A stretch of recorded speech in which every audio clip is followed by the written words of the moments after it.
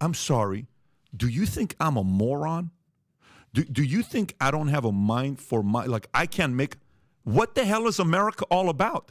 You just said I'm a moron. That's what you just said to half of America. Hey, America, you're a moron. You can't think for yourself. That's why you need me, because I went to this elitist university called whatever, Columbia. I don't know where Rachel went to. And I know what's best for you. Guess what?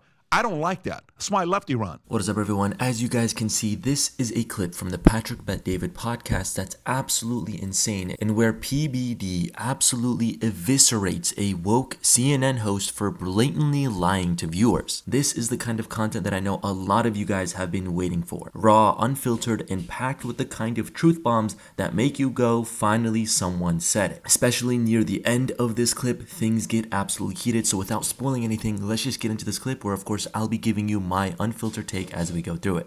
There's a reason why we don't live in Iran for 10 years. 10 years old when I lived in Iran, we went to Germany at a refugee camp for 2 years. Then we came to America because I want me to make the stupid decision on who I vote for, not you. Let me make the stupid decision of voting for Biden or Trump. There's a part of that where when we say, I'm not the expert, you're not this, well, no, you're a smart guy. That's why you're here. You're not a regular schlep off the street that doesn't know what. You've been involved in a lot of different things I've investigated. All I'm saying is for us to take the approach as well to say, hey, you don't know what you're talking about. You don't have this. You don't know what you're talking about. No, we're here because we don't know everything, but we're here to question things and say, this kind of sounds a little fishy. Don't you want to know about it? I do. Well, no, let's just live in the future. Forget about the past. No, I don't want to do that. I completely agree that, everybody that we don't have tests to determine whether you're entitled to express an opinion on a subject. Well, the only point I was making was there are certain scientific questions, like the source of COVID, that it really does require some considerable expertise in the subject in order to have a reasonable opinion about it. That's the only point I was making, I'm not saying that what is more than legitimate is you or Vinny or anybody saying we need an investigation of the source of COVID. That everybody that's a perfectly legit, right? But the ultimate question of what the source of COVID is, I want to rely on people who know something. And who's leading that investigation? Yeah, exactly. Who is? I don't know. That's my fucking point.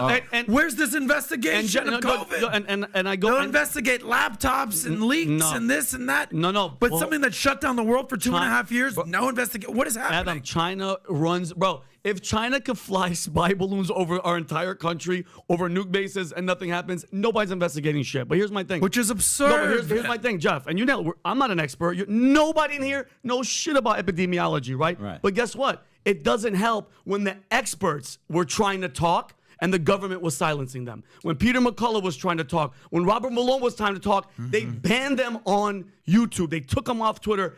How do we even have a chance? How am I supposed to learn from the experts when they were shut down and now it's years later and now we're like, it's old news. No. Right. Again, accountability. Awesome point by Vinny, so I'm going to pause here and cover it. Vinny is basically calling out one of the most egregious examples of modern censorship, silencing actual experts who dare to challenge the mainstream narrative. Remember when doctors like Peter McCullough and Robert Malone tried to speak up about COVID? They weren't conspiracy theorists, they were credentialed experts with decades of experience. But what happened? They got banned from YouTube, deplatformed on Twitter, and smeared by the media, simply because their voices didn't fit the approved narrative. Now, although he's specifically talking about COVID, I think Vinny's trying to touch on a bigger part of a pattern. Think back earlier in this clip when Patrick was talking about leaving Iran because he didn't want to live under a regime that tells you what to think. Now, fast forward to today, what do we see? The same kind of authoritarianism creeping into our media and government. They don't want debate, they don't want questions, they simply want obedience. This is not about science or public health, it's honestly just about the power, in my opinion. When you silence the experts, you're not protecting the public,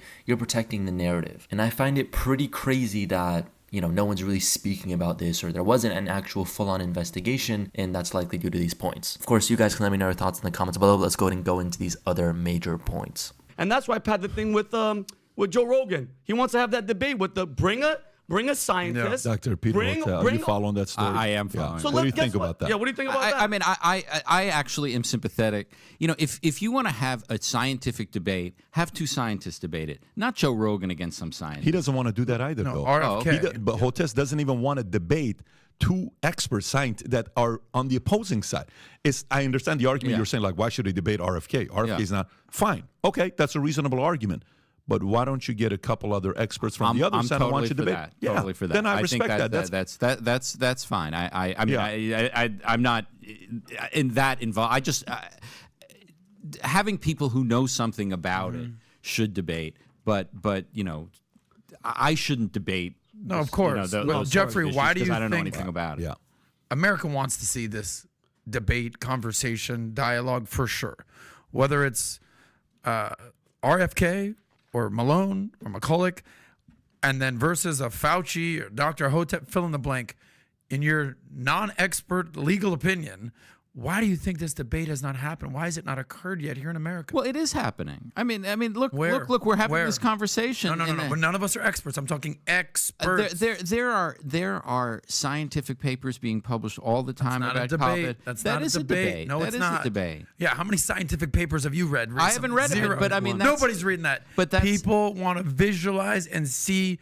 You're saying like just two doctors debating with a camera on? Is that kind of what you're saying? I mean, like a debate. Okay. Yeah. I mean, not scientific Fauci papers. Fauci and Malone. Not scientific papers. I think you will. There will be, given the level of interest in it, there will be plenty more discussion on this subject among people who know what they're talking about.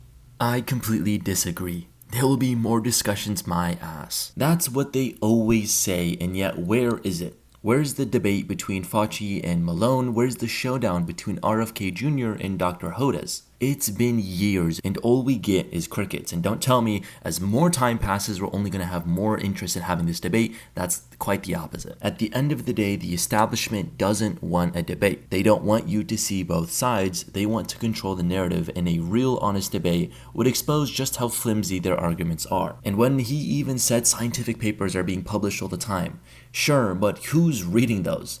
Nobody. That's not a debate, that's a monologue. People want to see the conversation. That's what the American people always look for. They want to watch experts hash it out in real time, not read some jargon-filled paper that's locked behind a paywall. And to be honest, I'm not too sure how many of these so-called scientific papers are actually unbiased. So no, I definitely don't buy this stupid "there will be more discussion" nonsense. It's a cop-out, it's what they say to shut us up while they continue to avoid accountability. Because if they really cared about the truth, we'd have had these debates years ago, but we didn't. Of course, I'd love to hear what you guys think. Should we demand these debates now, or are we just going to keep getting fed the same empty promises? Let me know your thoughts down in the comments below. Be sure to give us a like and subscribe, and as always, we'll see you guys in the next one.